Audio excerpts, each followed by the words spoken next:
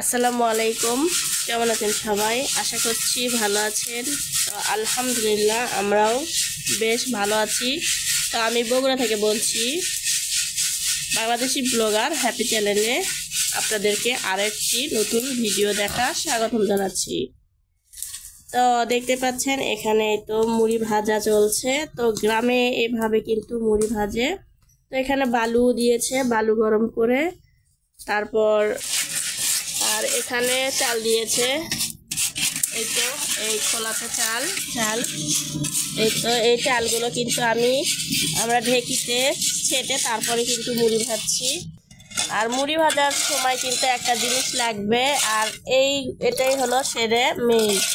তো এটা হলো লবণ পানি, এর মধ্যে বেশি করে লবণ দিয়ে পানি দিয়ে গুলে ওই চালের ভিতর 1 চামচ পরিমাণ মতো করে দিতে হবে। তো এই চালটা কিন্তু ভালো করে কষিয়ে নিতে হবে। আর যে তারপরে ওটা দিব বালুটা।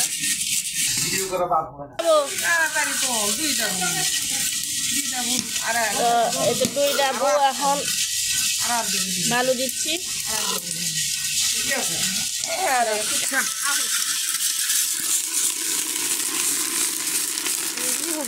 গঙ্গা মুড়ি হবে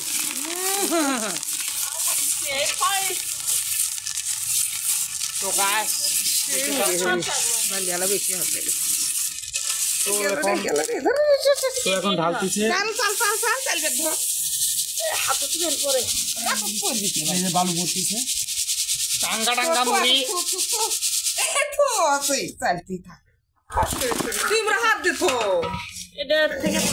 নালি করে ফেলে দিল রে, এরকম করে খোয়া লাগবে, উঠা লাগবে মুড়ি ভাজবে ফেলে বসে থাকলে হবে।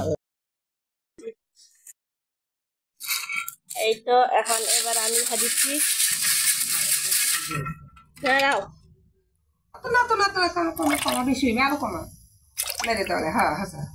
এখন এই তো লবণ পানি দিচ্ছি।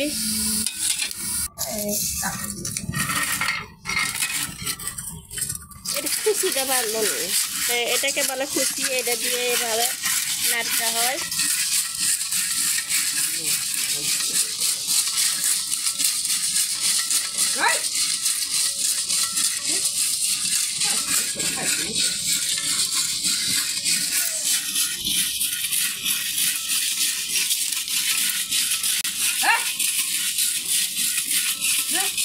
তো আমি কিন্তু কখনো মুড়ি ভাজিনি, এই মুড়ি ভাজা আমার ফার্স্ট লাইফে। তো আম্মুর সাথে ভাজলাম, তো ভালোই লাগলো। মুড়ি ভাজা কিন্তু কয়েক খোলা হয়ে গিয়েছে, আবারও এই তো ভাজার জন্য প্রস্তুতি নেওয়া হচ্ছে। তো মুড়ি ভাজা কিন্তু খুবই কঠিন কাজ। তো আপনারা যারা শহরে থাকেন তারা তো মুড়ি ভাজা কখনো দেখেননি, অবশ্যই আমার এই ভিডিওটি দেখলে তারা কিন্তু মুড়ি ভাজার সেই দৃশ্যগুলো দেখতে পাবেন।